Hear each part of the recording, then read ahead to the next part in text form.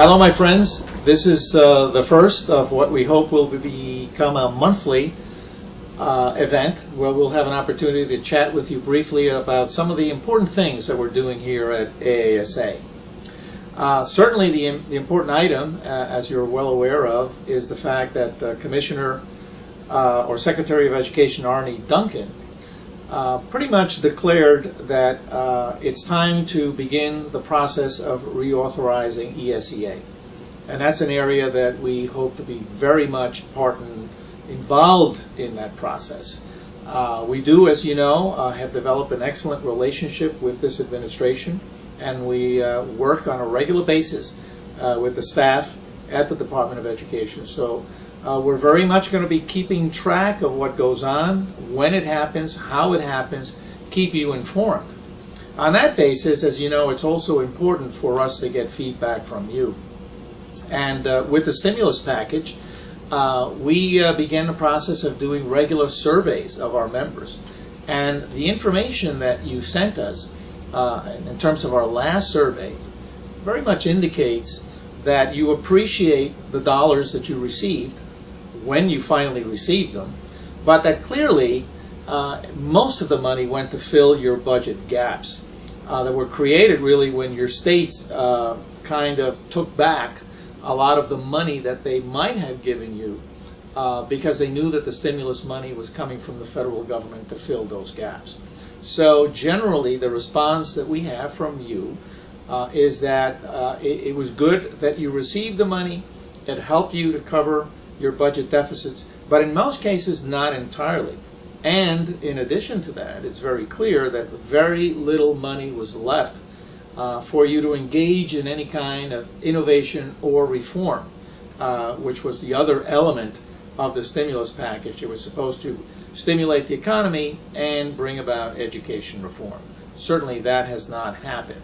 We're now looking at the guidelines for the race to the top funds, the innovation funds, that might allow for some monies to do the kinds of innovative things and reform things in the schools that this administration wants.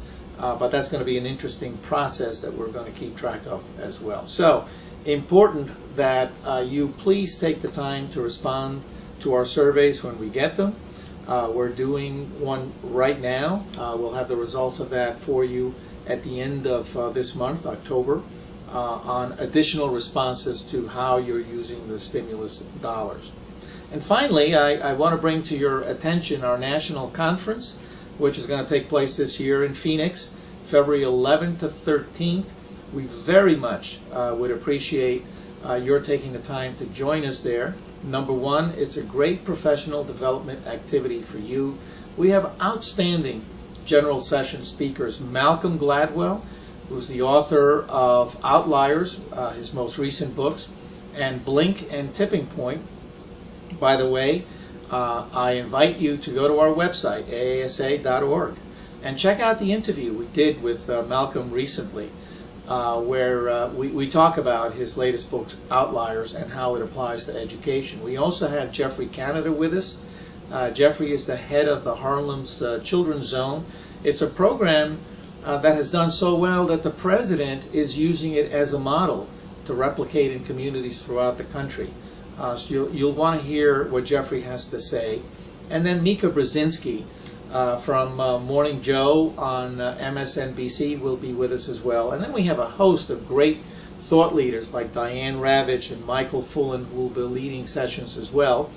And hopefully we'll have Secretary Duncan there, as well as Assistant Secretary, our new Assistant Secretary, Thelma Melendez, joining us there to give us information and an update as to what's happening with the reauthorization of ESEA. So please go on to our website, aasa.org, go to our conference page, sign up now, try to do that before the end of this month, because you will save, if you do now, the registration fee will actually increase after that. Thanks for joining me, and we'll see you next month.